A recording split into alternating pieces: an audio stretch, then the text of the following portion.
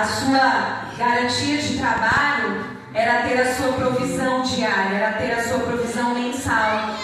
E ele tinha a garantia de proteção quando ele precisasse, porque o seu Senhor não o deixaria. E nós servimos a Jesus nada mais do que isso. Nós servimos pela nossa provisão, nós servimos a Jesus por proteção. Então, independente daquilo que nós precisarmos, nós servimos a Jesus para isso. Eu até falei para a pastora Tati, na primeira sexta-feira que eu vim aqui, eu falei para ela, essa primeira semana eu briguei tanto com Jesus em casa, porque ela pregou pra gente assim, que a gente tem que servir com amor. E aí na primeira semana, irmãos, foi bem assim. Quando eu achava alguma coisa fora do lugar dentro da minha casa, eu falava, não brigava com quem deixou fora do lugar. Eu falava, é isso, Jesus, que o Senhor quer de mim? Eu tenho que servir, não posso reclamar, tá fora do lugar. E aí no primeiro dia tudo bem, no segundo dia, Jesus, de novo, isso aqui tá bagunçado, eu tenho que servir, ainda não posso reclamar. E aos pouquinhos Jesus foi tratando o meu coração, Valéria, não é bem por aí, é com amor, porque nós que somos, falando para nós mulheres que somos donas de casa, o mundo pode estar ditando outra coisa, mas é a nossa obrigação cuidar da nossa casa. O mundo lá fora vem para nos dizer assim, não, o marido não ajuda, o marido tem obrigação. Não, a obrigação do lar é nossa. O mundo faz o que quiser. E os homens que estão aqui fecham os ouvidos, mas a obrigação de cuidar da casa é nossa, porque foi isso que o Senhor nos chamou para fazer. É verdade. A obrigação de educar os nossos filhos é sim da mãe e do pai, mas primeiramente de nós mulheres. O Senhor nos colocou, assim como os homens também têm que entender que a obrigação deles é ser o provedor do lar. Nós trabalharemos para ajudar, mas a obrigação da provisão do lar é deles. Então a nossa obrigação como mulheres dentro do nosso lar é nós educarmos os nossos filhos e é nós cuidarmos para que o nosso marido saia e tenha desejo no coração de voltar para dentro da nossa casa, porque ele sabe que ali é o lugar onde ele vai descansar e vai encontrar a harmonia. Então eu briguei muito, ela até contou aqui sobre, ela tinha aquele sonho, né, de chegar em casa no domingo, quando ela levantar, o marido dela ter comprado um pãozinho pro café da manhã. Ela falou que era o sonho dela, até ela entender que aquele era o único dia, né, que o esposo dela tinha para dormir um pouquinho até mais tarde. E eu falei, eu sou a moça da padaria, não porque eu espero que meu esposo faça isso, mas porque eu sou assim, irmãos, e Deus está me tratando nisso. Mesmo no dia que eu faço uma comida ruim, alguém tem que elogiar, porque eu fiz a comida. O dia que eu faxino na minha casa, eu quero que alguém entre e fale, nossa, que casa cheirosa. E o Senhor, Ele tem me ensinado que eu não tenho que receber elogios quando eu faço a minha obrigação. E assim somos nós na casa do Senhor. A gente não tem que esperar elogios. Se vier, a gente vai amar os elogios, né? Mas a gente tem que entender que a nossa obrigação de servo é servir sem esperar nada em troca, porque o maior sacrifício já foi feito na cruz do Calvário por nós.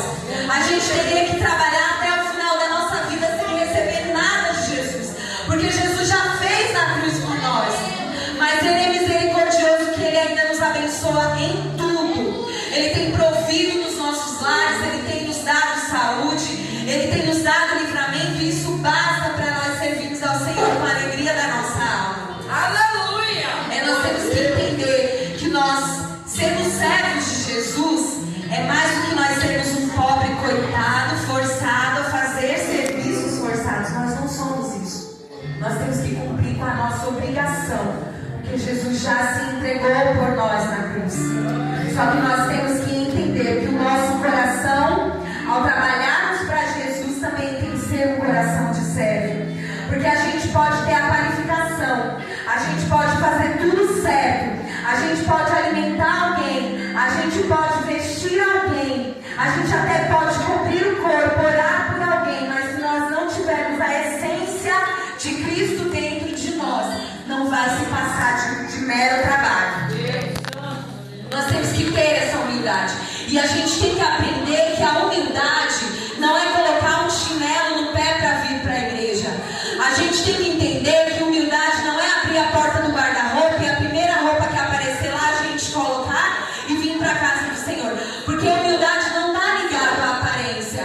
A humildade está ligada à essência que nós carregamos dentro de nós. A gente tem que vencer a vontade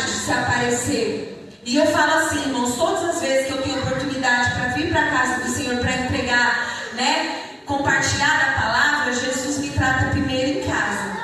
Porque às vezes eu falo, não, mas eu faço isso aqui, como que eu vou falar lá? Então Jesus vai me tratando enquanto eu vou falando. Então nós temos que aprender que para nós sermos servos, nós temos que ter essa essência de Jesus dentro de nós. Nós temos que vencer a vontade de nós recebermos elogios. Porque Jesus já fez tudo por nós na cruz do Calvário. Quando nós vamos ler lá na Bíblia, em Lucas capítulo 18, nós vamos encontrar a parábola ali do que Jesus conta sobre a oração do fariseu e do publicano. Quem eram os fariseus, né? A gente tem aquela mania, né? O xingamento de crente, quando a gente quer xingar alguém e não pode falar coisa feia, a gente fala, lá vai aquele fariseu, né? Mas os fariseus, irmãos, eles eram mestres da lei. Eles não eram qualquer pessoa. Eles eram chamados de doutores da lei. Quando a gente vê os doutores da lei, eles sabiam exatamente tudo o que era ensinado nas sinagogas.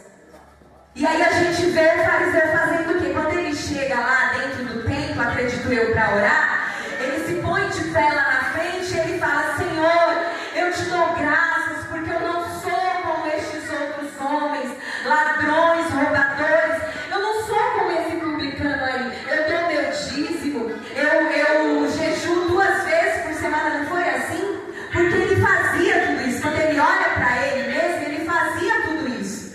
Ele jejuava 2 vezes por semana, ele dizimava e ele falava, eu não roubo como esses. E quem era o publicano? O publicano era o cobrador de impostos, né?